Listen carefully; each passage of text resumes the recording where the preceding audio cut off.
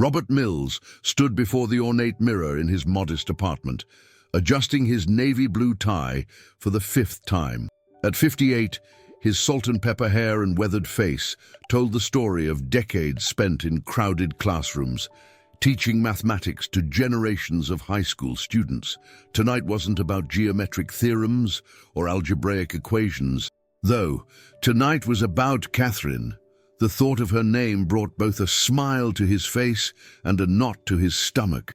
Catherine Henderson, 45, accomplished architect, and somehow, against all odds, the woman who had captured his heart over coffee and conversation about urban development projects near his school. Their chance meeting 8 months ago had blossomed into something he never expected to find at this stage of his life. But tonight, he would face his greatest challenge yet. Dinner with Catherine's family at their sprawling mansion in Boston's prestigious Beacon Hill neighborhood. The Hendersons were old money, with a family fortune built on real estate development and strategic investments. Robert's hands trembled slightly as he straightened his tie one final time. His phone buzzed with a notification from his bank. Another automatic transfer had gone through. $20,500 to the education fund. He quickly dismissed it, a practice so routine he barely thought about it anymore. For 23 years, he had lived well below his means, channeling a significant portion of his salary and his modest inheritance into an anonymous scholarship fund for promising students who couldn't afford college. It was his life's secret mission, one that brought him more joy than any luxury ever could. The taxi ride to Beacon Hill felt eternal. Robert clutched a bottle of wine, nothing too expensive, but carefully chosen. As the cab wound through the historic streets, his mind drifted to Maria Garcia, one of his current students. That morning, she had shown him her acceptance letter to MIT, her dream school. Her parents, both hard-working immigrants, couldn't afford the tuition. Little did she know that next week she would receive notice of a full scholarship from an anonymous donor. The Henderson mansion loomed before him, a Victorian masterpiece that made his apartment look like a storage closet in comparison. Catherine met him at the door, radiant in a black cocktail dress that made his heart skip a beat. Her warm smile eased his nerves slightly. "They're going to love you," she whispered, squeezing his hand. "Just be yourself. If only it were that simple." The evening started pleasantly enough. Catherine's parents, Richard and Eleanor Henderson, were polite but reserved. Her younger brother, James, a hedge fund manager, barely looked up from his phone. The first course arrived, something French that Robert couldn't pronounce, and the real interrogation began. "So, Robert," Richard began, swirling his wineglass with practiced precision, "Catherine mentions you're a teacher. Public school, is it?" "Yes, sir.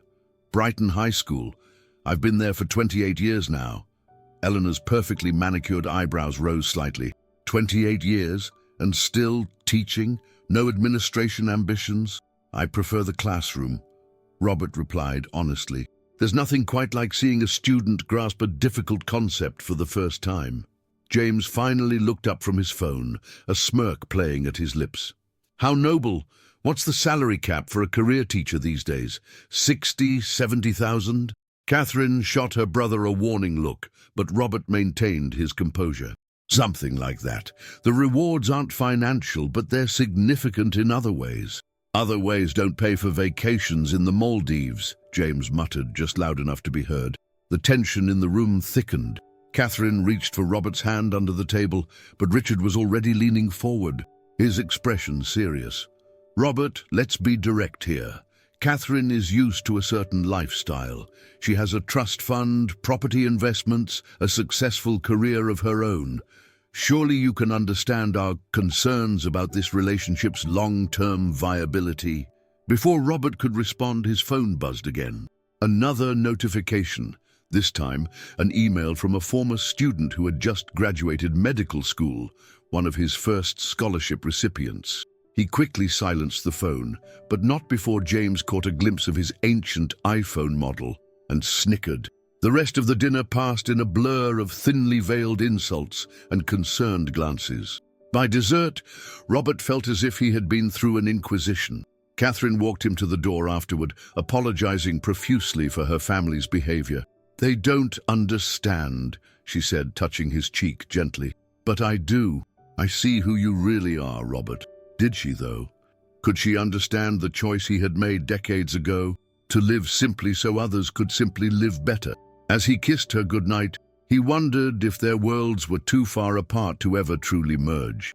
Walking home that night, he had declined Catherine's offer to call him a car. Robert's phone buzzed one final time. It was an email from Maria Garcia's mother, written in broken English, desperately asking if he knew of any scholarships her daughter might qualify for. His heart heavy with the evening's events, he typed out a reply. "Tell Maria to check her email tomorrow morning." Sometimes help comes from unexpected places. He had no idea how prophetic those words would prove to be, or how his own help would come from equally unexpected quarters in the days to come. The morning after the disastrous dinner, Robert arrived early at Brighton High School, seeking solace in the familiar rhythm of preparation and teaching. The empty classroom, with its neat rows of desks and mathematics posters covering the walls, had always been his sanctuary.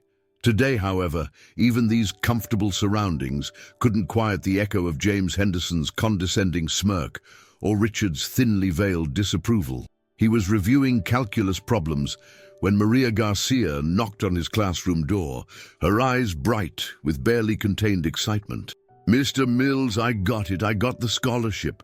She rushed forward, clutching a letter in her trembling hands. "Full ride to MIT. They said it's from the Palmer Foundation. I can't believe it." Robert maintained his composure, though his heart swelled with joy. The Palmer Foundation, named after his mother's maiden name, was his carefully constructed avenue for anonymous giving. "That's wonderful news, Maria. I knew your hard work would pay off. My parents cried when we got the email last night," she continued, wiping away her own tears. "Papa said it must be a miracle. He was ready to take a second job, maybe even sell our house." Robert swallowed hard, remembering his own father's struggles. The memory of watching his parents scrimp and save, of seeing his father work 2 jobs until his health failed, had shaped his entire worldview. When he inherited a modest sum from his mother's passing 23 years ago, he knew exactly what he wanted to do with it. The day progressed normally until lunch period, when Catherine unexpectedly appeared in his classroom doorway. She looked elegant as always, but troubled. "We need to talk, Robert." His heart sank. "Of course. Come in." She perched on one of the student desks, looking out of place in her designer suit amid the academic simplicity. "My family. They're not usually like this. They're just protective. James has been doing some digging." "Digging," Robert interrupted, his throat suddenly dry. "Into your finances," she admitted, looking uncomfortable.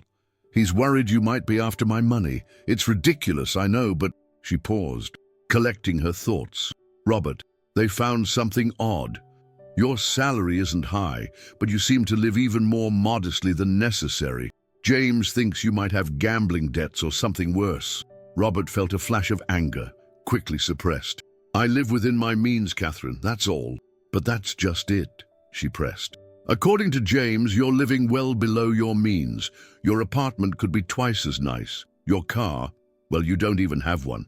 Where does the money go?" Before Robert could respond, his classroom door opened again. Principal Sarah Chen stood there, looking grave. "Robert, could you step into my office? There's something we need to discuss." Catherine stood up.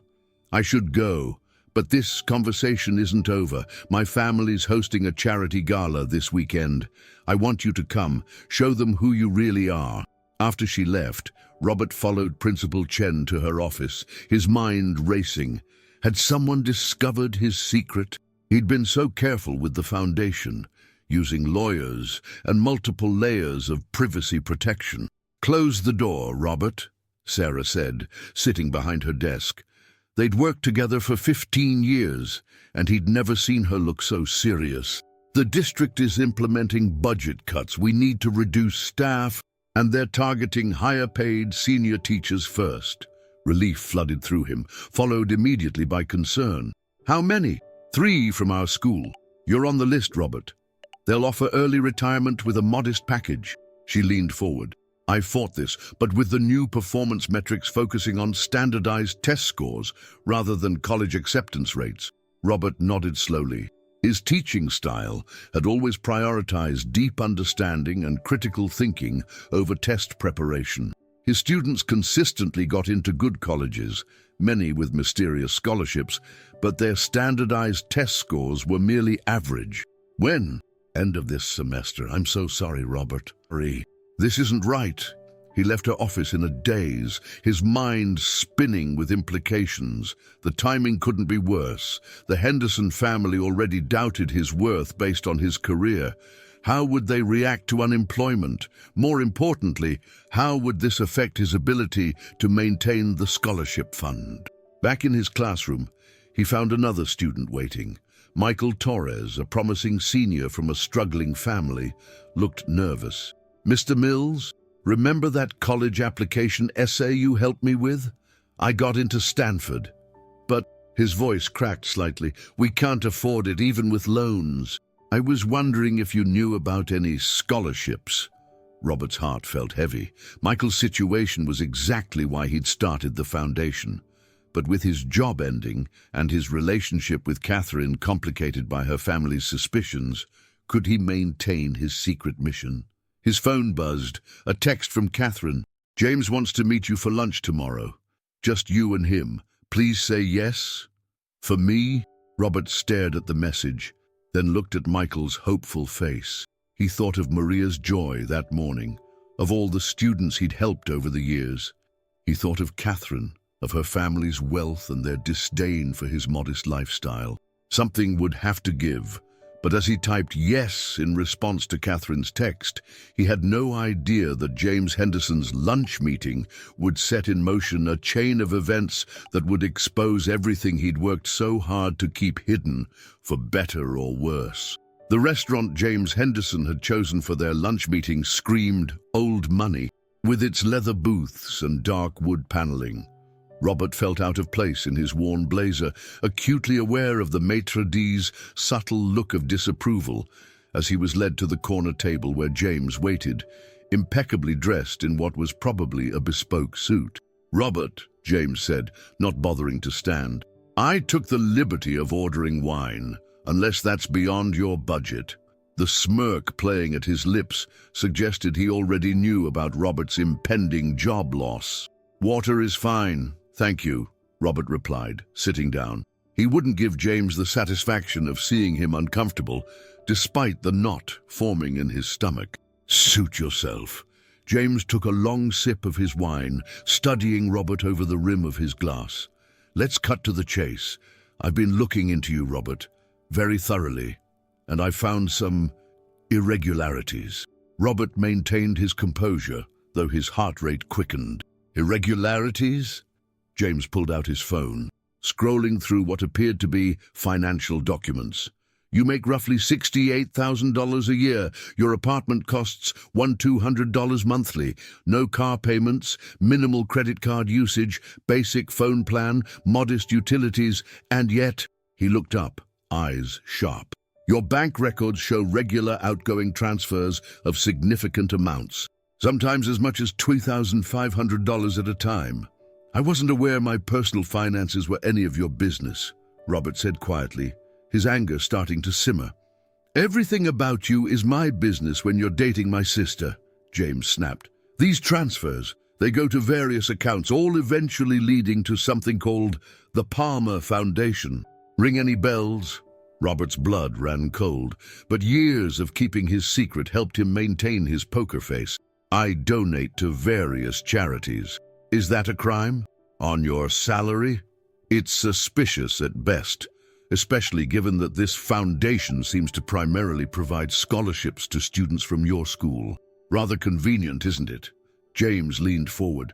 So what's your angle? Embezzlement, money laundering, or is this some elaborate scheme to make yourself look good? Before Robert could respond, a familiar voice cut through the tension. Mr. Mills, is that you? Both men looked up to see a young woman in medical scrubs approaching their table, her face bright with recognition. Robert immediately recognized Dr. Sarah Patel, one of his first scholarship recipients from nearly 20 years ago. "Dr. Patel," he said warmly, genuine pleasure momentarily displacing his anxiety. "How are you?" "I'm great. Just finished my shift at Mass General." She turned to James, explaining, "Mr. Mills was my high school math teacher, the best teacher I ever had. Did you know he—" "Sarah," Robert interrupted quickly.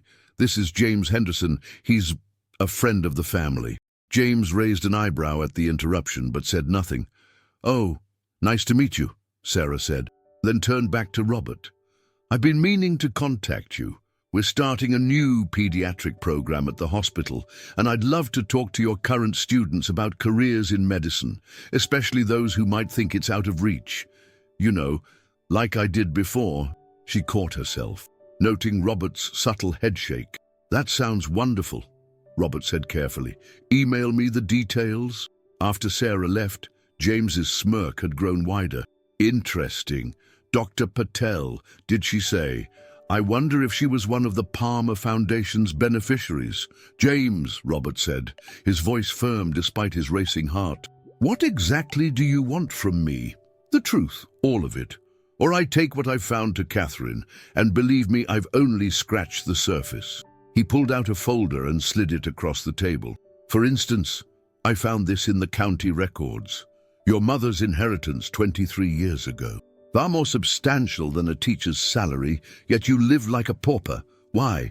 Robert opened the folder, seeing documents he thought were deeply buried. His mother's will, bank records, the original foundation paperwork.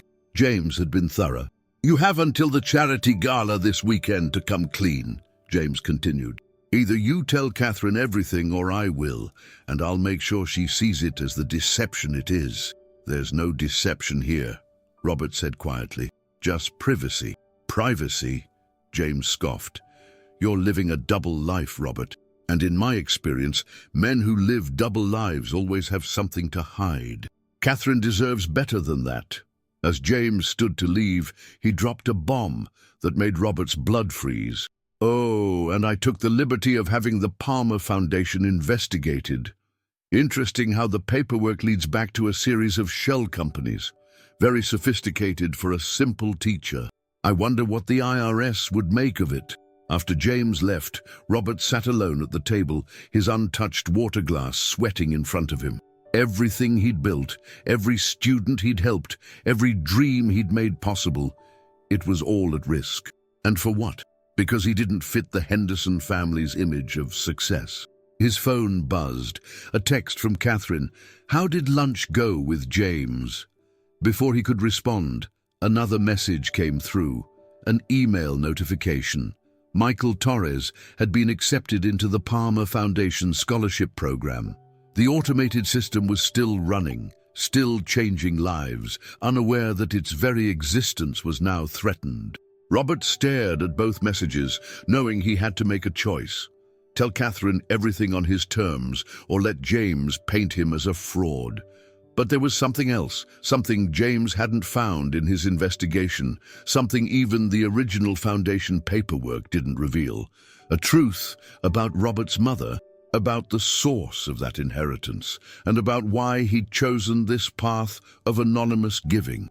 As he finally left the restaurant, Robert knew the charity gala wouldn't just be about impressing Catherine's family anymore. It would be about defending his life's work, his integrity, and maybe most importantly, the promise he'd made to his mother on her deathbed, a promise that would either destroy his relationship with Catherine or transform it into something deeper than either of them could imagine. The Henderson family's charity gala transformed their already impressive mansion into something from a fairy tale. Crystal chandeliers cast rainbow shadows across marble floors, while Boston's elite mingled in designer evening wear, discussing tax breaks and vacation homes between sips of champagne. Robert stood at the periphery, tugging unconsciously at his rented tuxedo's collar, feeling more out of place than ever. Catherine appeared at his side, stunning in a red gown that probably cost more than his annual salary. "You came," she said, relief evident in her voice. "After that lunch with James, I wasn't sure. We need to talk," Robert said quietly, "somewhere private." Before Catherine could respond, Eleanor Henderson's voice cut through the crowd. "Catherine, darling, the Whitmores want to discuss their daughter's wedding plans with you. Apparently, they simply must have you design their new house." She barely glanced at Robert. "You don't mind if I borrow her, do you? It's business, you understand." As Catherine was whisked away, Robert noticed James watching him from across the room, that same knowing smirk playing on his lips. The threat was clear: tell her, or I will. Robert made his way to the bar, ordering water with lemon.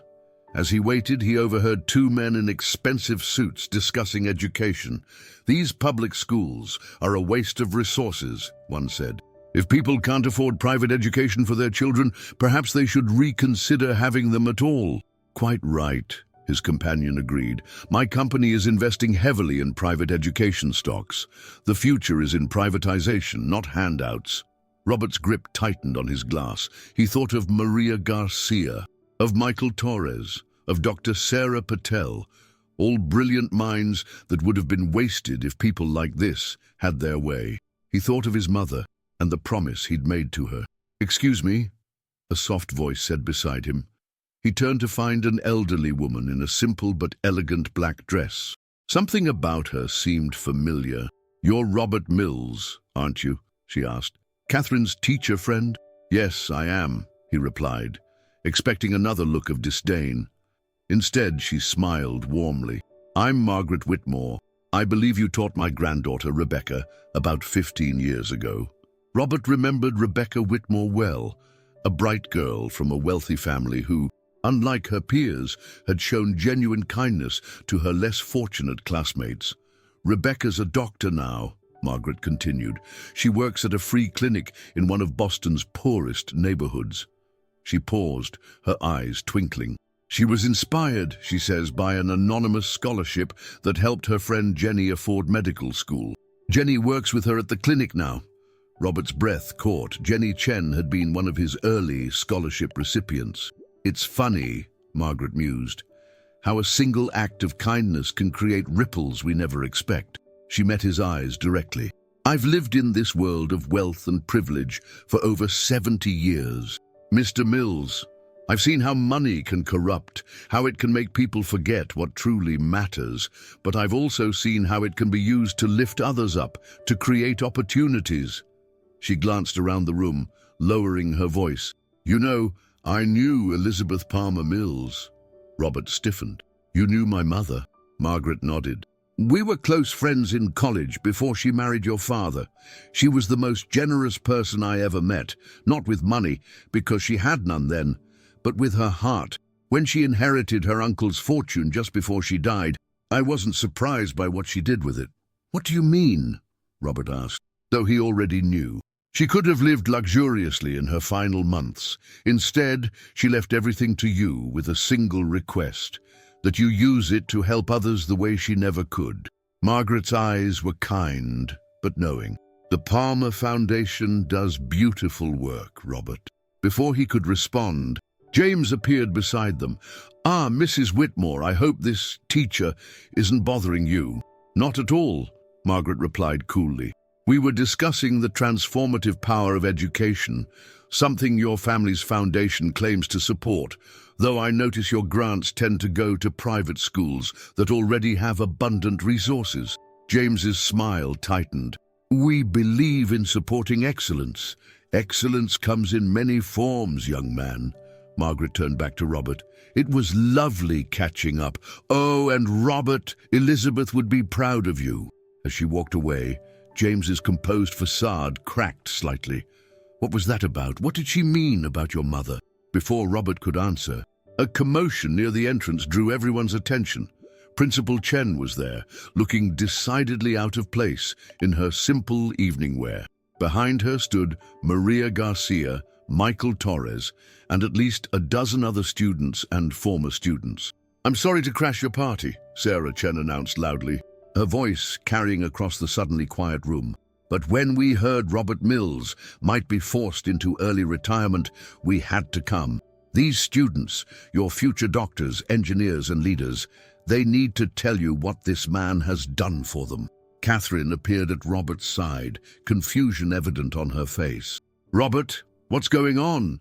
James stepped forward, triumph in his eyes. "Yes, Robert, why don't you tell everyone exactly what's going on, about the mysterious foundation, the hidden money, all of it?" Robert looked at Catherine, then at his students, past and present. He saw Margaret Whitmore watching with encouraging eyes, saw the sneering faces of Boston's elite, saw the hope and gratitude in Maria Garcia's expression. 23 years of secrets teetered on the edge of exposure. But as he opened his mouth to speak, another voice rang out, one that would change everything. "Perhaps I should explain." The crowd parted as Richard Henderson himself stepped forward, holding a folder identical to the one James had shown Robert at lunch. "After all, I've just finished a very interesting conversation with my private investigator about the true story of Elizabeth Palmer Mills and her son's remarkable legacy." The silence in the Henderson mansion was absolute as Richard Henderson moved to the center of the room, his presence commanding attention. Catherine's hand found Robert's, squeezing it gently, though whether in support or anxiety he couldn't tell. 25 years ago, Richard began, his voice carrying clearly through the hushed room, a young woman named Elizabeth Palmer walked into my office. She was dying of cancer, but she wasn't there to discuss her health. She wanted to talk about her brother's estate. Robert's breath caught. He'd never known this part of the story. Harold Palmer had made his fortune in real estate, much like myself, Richard continued. When he died unexpectedly, he left everything to his only niece, Elizabeth. She came to me because she wanted to ensure the money would be used properly after her death. She had a son, she told me, who understood the value of education and the importance of giving others a chance. Richard turned to face Robert directly. She made me promise to watch over the foundation she planned to establish, to ensure it remained protected. I've kept that promise for 23 years, Robert, though I never knew exactly who was running it. James stepped forward, his face flushed with confusion. "Father, you knew about this, but why didn't you—" "Because Elizabeth made me promise something else," Richard interrupted. "She made me promise that if I ever discovered who was managing her legacy, I would test their character before revealing what I knew. She wanted to ensure her son hadn't been corrupted by the money, that he remained true to the values she'd instilled in him." Catherine's grip on Robert's hand tightened. "Dad, what are you saying?" Richard smiled slightly. "I'm saying that when you started dating a high school teacher named Mills, I finally had a chance to fulfill my promise to Elizabeth. James's investigation wasn't his idea. It was mine." The room erupted in murmurs. James looked stunned, his usual smirk replaced by genuine shock. "But I don't understand," Eleanor Henderson spoke up. "If Robert inherited such a fortune, why live so modestly? Why teach in a public school?" Before Richard could answer, Maria Garcia stepped forward. "Because Mr. Mills understands that true wealth isn't about what you have, it's about what you give." Her voice trembled, but grew stronger as she continued. "I'm the daughter of immigrants who clean houses and do landscaping work. Next fall, I'm going to MIT because of an anonymous scholarship. But Mr. Mills gave me something even more valuable than money. He gave me belief in myself." One by one, other students stepped forward to share their stories. Michael Torres spoke about his upcoming full ride to Stanford. Dr. Sarah Patel talked about the free clinic she ran, inspired by the generosity that had funded her medical education. More former students appeared, each sharing how their lives had been transformed by mysterious scholarships that appeared just when they'd lost all hope. "Over 300 students," Principal Chen announced proudly. "That's how many lives Robert has changed through his foundation. 300 dreams made possible because one man chose to live simply so others could simply live better." Catherine turned to Robert, tears streaming down her face. "Why didn't you tell me?" "Because it was never about recognition." Robert said softly. "My mother taught me that true generosity doesn't need an audience. She grew up poor, watching brilliant minds around her go to waste because they couldn't afford education. When she inherited Uncle Harold's fortune, she made me promise to use it wisely, to give others the chances she never had." "But you did more than that," Richard interjected. "You didn't just write checks from a distance. You became a teacher, working directly with the students you were helping. You lived among them, understood their struggles, guided them toward their dreams. The foundation could have been managed by anyone, but you chose to be on the front lines." Eleanor Henderson dabbed at her eyes with a silk handkerchief. "All this time you thought I wasn't good enough for your daughter," Robert finished quietly. "Because I didn't display wealth the way you expected. But Catherine," he turned to face her fully, "I need you to understand something. This foundation, these students, this is who I am. I'll never be the kind of man who wants mansions or luxury cars. My wealth will always go to helping others, to opening doors for those who deserve a chance. If that's not the life you want—" Catherine silenced him with a kiss, surprising everyone in the room, including herself. When she pulled back, her eyes were shining. "All this time, I've been defending you to my family, telling them you were special, that you had a good heart. But I never imagined—" She laughed softly. "I fell in love with a teacher who dedicates his life to helping others. Finding out he's secretly a philanthropist who's helped hundreds of students achieve their dreams. That just makes me love him more." James cleared his throat awkwardly. I may have misjudged you, Robert. I was so focused on protecting Catherine from what I assumed was a gold digger. I couldn't see that you were actually—" "A true Henderson," Richard suggested with a slight smile. "Because that's what you are now, Robert. Or at least you will be, if you answer one question correctly." He reached into his pocket and pulled out a small box, handing it to Catherine. "Your mother left this with me as well, just in case. She wanted her son to have it when he found someone who loved him for who he was, not what he owned." Catherine opened the box to reveal a vintage engagement ring, elegant but understated. With tears in her eyes, she turned to Robert. "I think this belongs to you." Robert took the ring, his hands trembling slightly. 23 years of secrets had led to this moment. Looking into Catherine's eyes, he saw not just love, but understanding, true understanding of who he was and what mattered to him. "Catherine Henderson," he said, dropping to one knee, "would you help me continue this legacy? Not just as my wife, but as my partner in changing lives." Her yes was met with applause from the gathered crowd, but Robert barely heard it.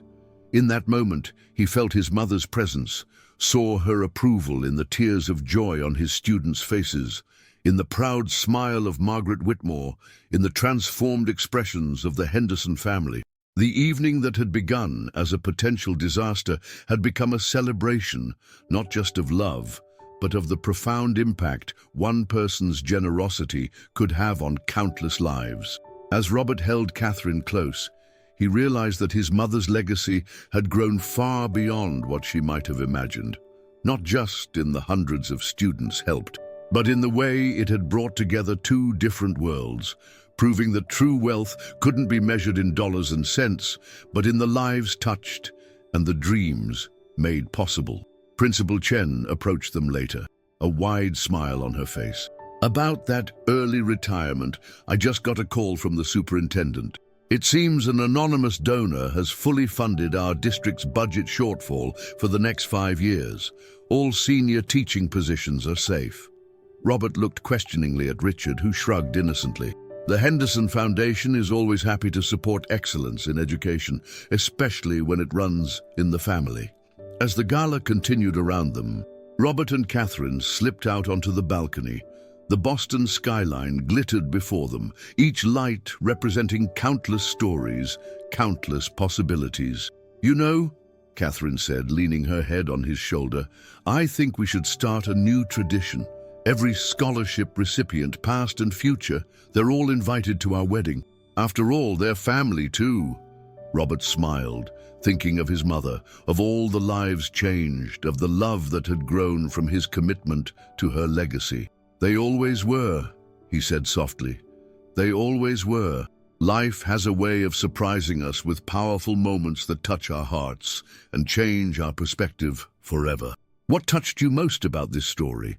Was it the power of silent generosity, or perhaps the reminder that true wealth isn't measured in dollars, but in the lives we touch? Share your thoughts in the comments below. Your voice, your perspective, your story matters to our community. What would you have done in this situation? Have you ever witnessed an act of kindness that changed everything? If this story moved you, if it made you believe in the power of genuine goodness, don't keep it to yourself. Hit that like button to help others discover this message of hope and transformation. Look to your left. You see that video? See that. It's another journey that will take you through the depths of human emotion. Another story that will remind you why we believe in the power of love and redemption. Trust me, you won't want to miss it. But here's the most beautiful part. By subscribing, you're not just following a channel, you're joining a family of believers. People who know that the world still holds magic, that kindness still matters, that every day brings new stories of hope and transformation. With your support, we can continue bringing these powerful narratives to life, touching hearts and reminding everyone that incredible stories happen every single day. Subscribe now and let's continue this journey together. Because somewhere out there, another amazing story is waiting to be told, and we want you to be part of it. Remember, your support keeps these stories alive. Together, we're creating a community that believes in the power of storytelling to change hearts and transform lives. Hit that subscribe button. Turn on notifications.